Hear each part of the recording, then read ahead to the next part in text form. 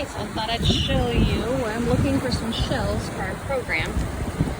Look closely, you can see the water's coming in.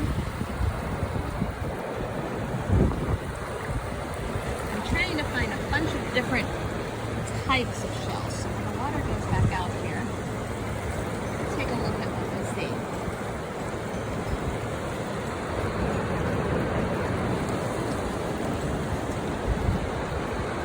Some different kinds. That is part of a conch shell, probably.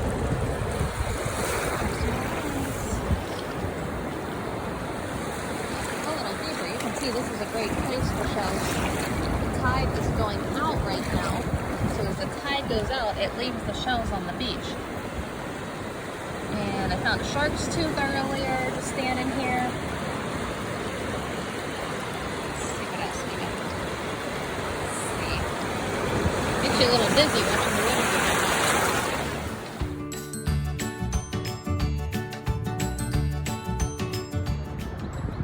Okay, so here are some of the shells that we found. I've said before that there are many different types of shells. They all look different. Except this one, I really liked it because it was kind of reminded me of an Oreo. Usually when I'm picking shells, I like to pick all white ones or all black ones or gray ones. But since I was looking for you guys today too, I thought I'd try to find a variety of different things. This one I thought was interesting because, let's see if I can focus. This is a piece of a shell, but you can see it's probably just like the top part, probably like right here where it goes together. But this was a good one to show. You can see, oh, there we go. You can see the little fossils on there. Bunch of different sizes of these ones that are scalloped. Top. Remember, usually there's two sides to this. There'd be another one exactly like this connected to the other side, and that's where the clam or the oyster or whatever it is inside of it. I thought these ones were very interesting because they're different colors and different shapes. Be the same thing with these. Now this one I had to stick in the sand because it is so delicate and almost see-through. But if you look, try to open it since I'm just, oh, go away, that's how delicate it is. You can see that it actually has both sides to it, like I was describing before. But it's just very delicate. And it's still connected. You can see the line right there where it connects to give the two different sides. Stick that back in the sand like that. And then look here, this is a different kind. You can see how this is a piece of one.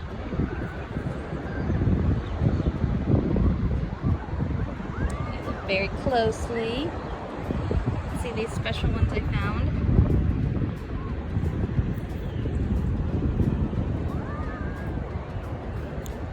And then I found bunches of pieces of sand dollars, none that were whole, but they're close. Oh, here comes the water.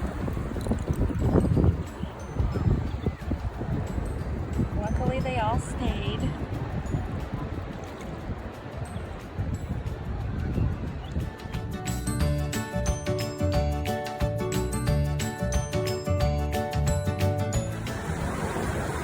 Another thing I wanted to show you is, you can see I've been walking down the beach. I've been coming up to the pier, and if you look very closely, you can see that there are fishermen on the end with their poles up in the air, trying to catch some fish right under the pier. And this is one of the reasons people say don't swim under a pier. There's a couple reasons. Number one, the tide could take you and knock you into one of those poles.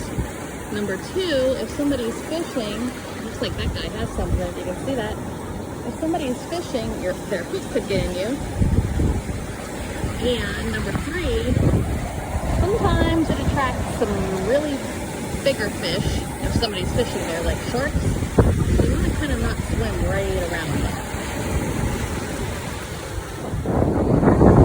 Another thing I want to show you as we're getting close to the pier, if you can see the difference here, and I'll show you up close. You see that line of brown up there? It's actually sticks. That is how far the tide goes up. So if you look really closely, you can see the difference in color. If you look down, see how it's lighter up here and darker down here? That's actually, if you follow that line, how far the tide goes up. So those are underwater at high tide, and you can see how far the water actually goes up and how deep it would be here. Now if we look really closely, you can see all the different mussels, living things and crustaceans that hang out on these.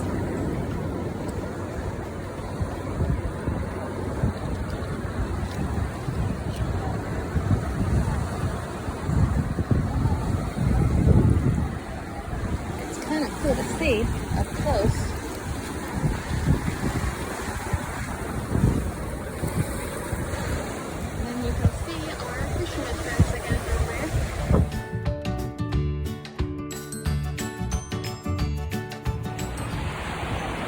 Sneak up on these little birds here so you guys can see them.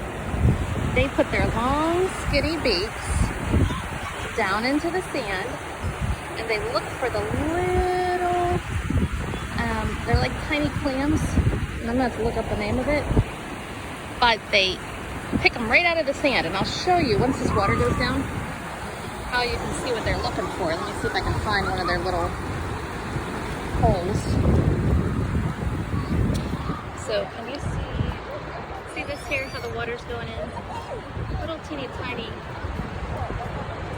clams go down there as they're digging down to help us come back up. And that's what those little birds are looking for.